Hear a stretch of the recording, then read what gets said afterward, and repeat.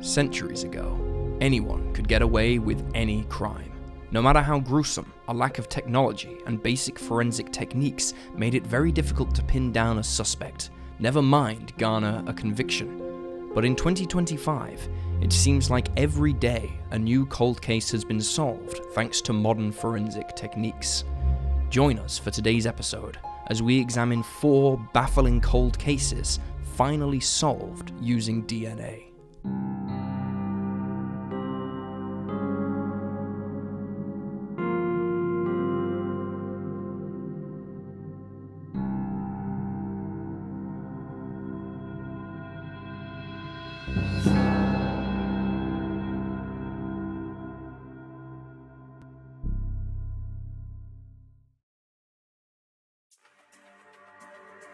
Una Crown.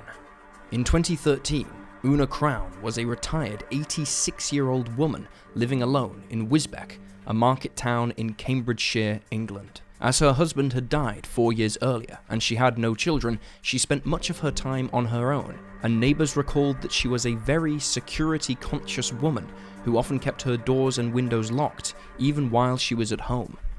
Una was last heard from on January 12, 2013 at 5 p.m. when she spoke with a friend on the phone.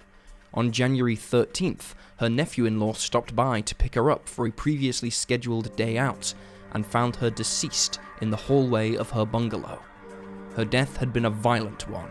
Blood pooled around her body and burned newspaper was scattered around the area, and while her body had suffered burn injuries, the fire had not spread to the rest of the house and appeared to have self-extinguished. Some of her clothing was burned, which police later believed had been done to destroy evidence. Gone from her home were her wedding ring, front door key, and £80 in cash. Despite the disturbing nature of the crime scene, the attending police officers initially ruled the death as not suspicious. They suggested she had accidentally set herself alight while using the stove and subsequently died of a heart attack. Though there were cuts to Una's throat, they concluded that those had been the result of pressure from her scarf as she collapsed. The post-mortem, however, disagreed with many of these hypotheses. On January 15th, the medical examiner ruled her death a homicide when he discovered not just the wounds on her neck, but further stab wounds in her chest. Frustratingly, Una's house had not been treated as a crime scene because police assumed they were correct in their beliefs, and certain evidence, including a key, was washed in the time between her death and the ruling of her death as homicide. Paramedics, firefighters, undertakers, and police officers had all trampled across the crime scene and moved items in the home. In April, BBC's Crime Watch made a reconstruction of Una's last known movements and appealed for information, but nothing substantial came to light.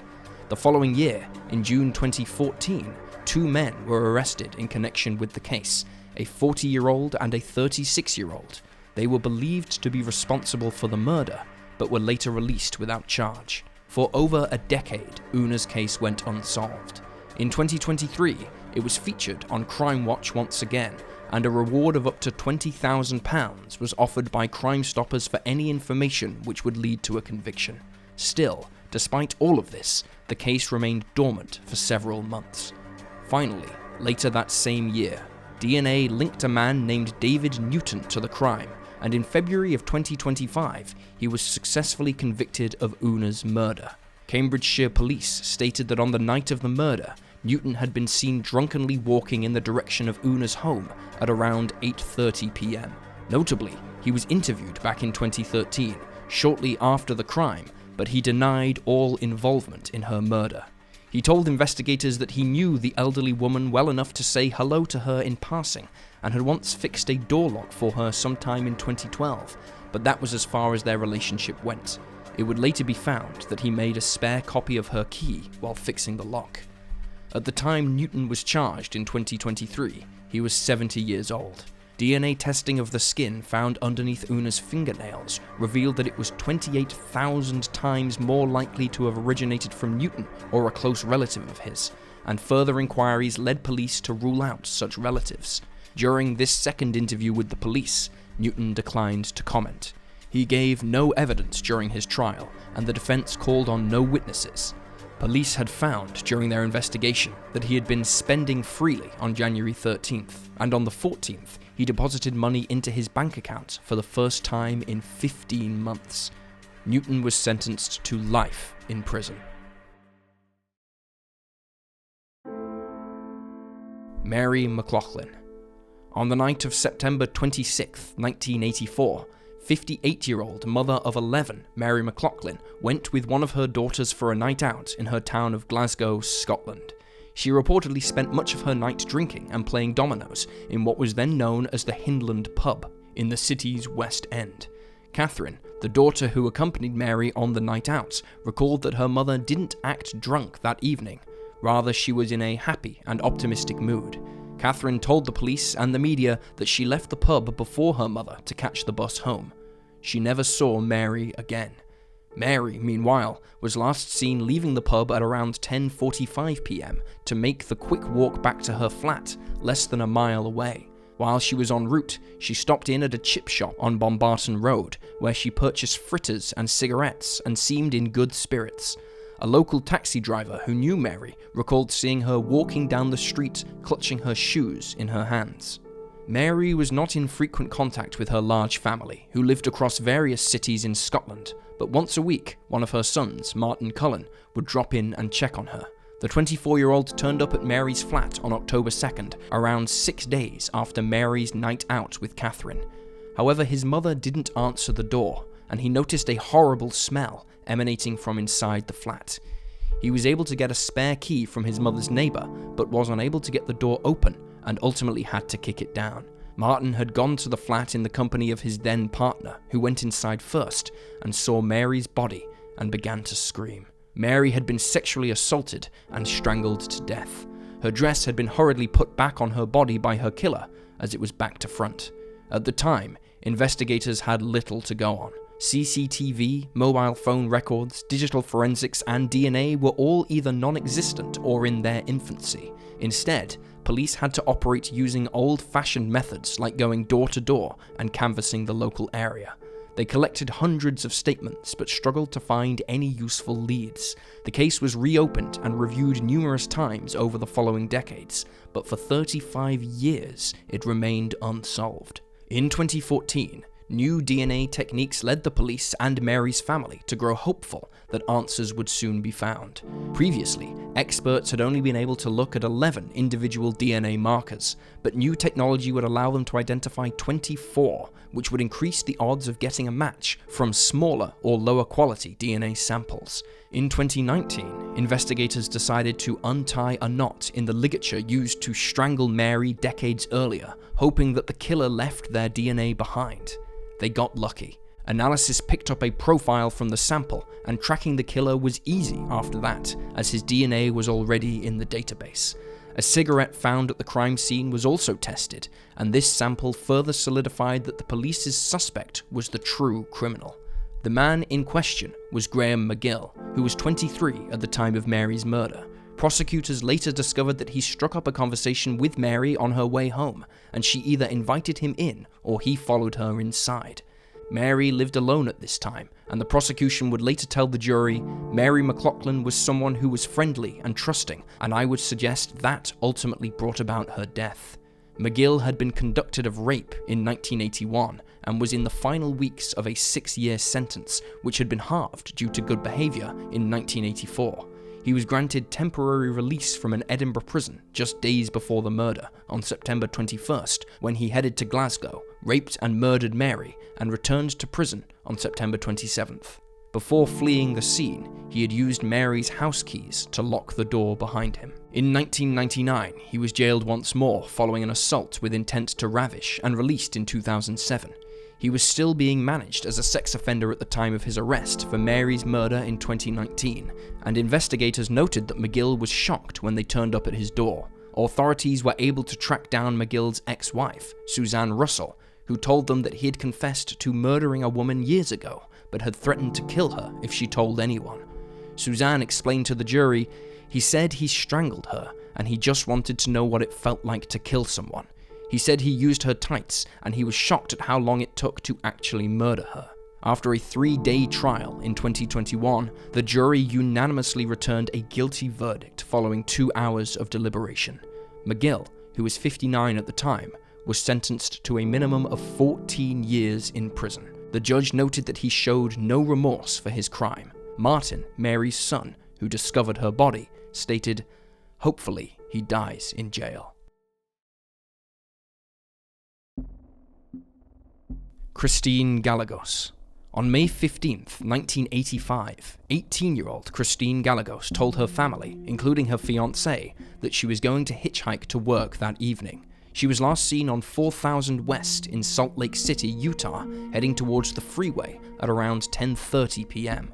But Christine was never seen alive again. In the small hours of the following morning, at 3:50 a.m., a passerby came across her body near what was known then as Dirks Field, near 1384 South Jefferson Street.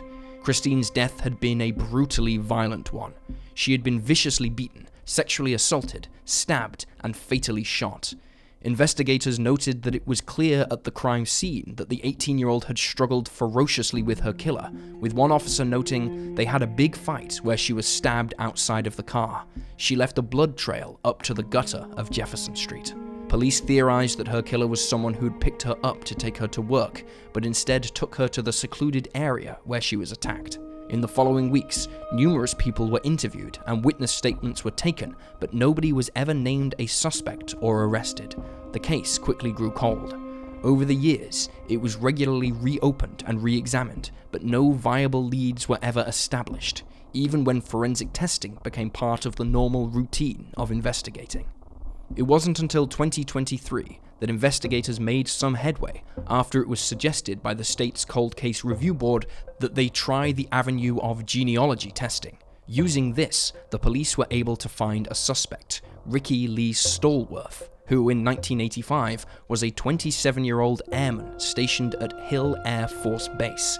His name never came up during the original investigation, and he was never interviewed.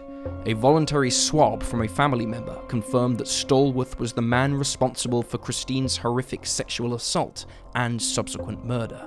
A further look into Stallworth's past led investigators to discover that during the last 2 years of his life, he became known as the State Street Stalker, and the police had contacted him several times over his alleged interaction with sex workers on State Street. He would regularly tell his wife that he was going out for the night, and would return in the morning without explanation. Another of Stallworth's ex-wives was not surprised when police showed up on her doorstep to question her about him. She had a similar attitude when investigators revealed that they were collecting DNA to see if he was involved in any other unsolved crimes. Another of his ex-wives, however, who was married to him for 19 years, stated that she didn't believe he was responsible, implying that since he was never violent towards her, it was impossible for him to be violent towards others. She stated that not once did he raise his voice or his hand to her during their almost 20-year union, and added, "How do you go from that to killing someone? You'd think there'd be something in 19 years, but no." It's unclear if Stallworth knew Christine prior to her death, or if it was simply a crime of opportunity. Unfortunately, he died in 2023, before the DNA match was made, so he cannot be questioned in relation to the case.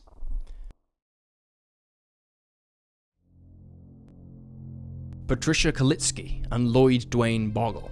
On January 3rd, 1956, 3 boys from Montana were out on a hike when they unwittingly came across a gruesome crime scene down by the Sun River in Wasworth Park, northwest of Great Falls.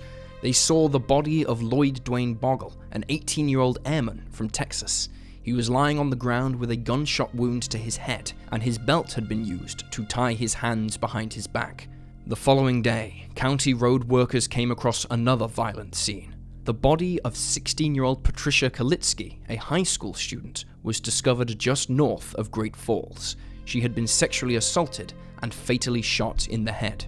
Investigators soon discovered that the two had been attacked while together.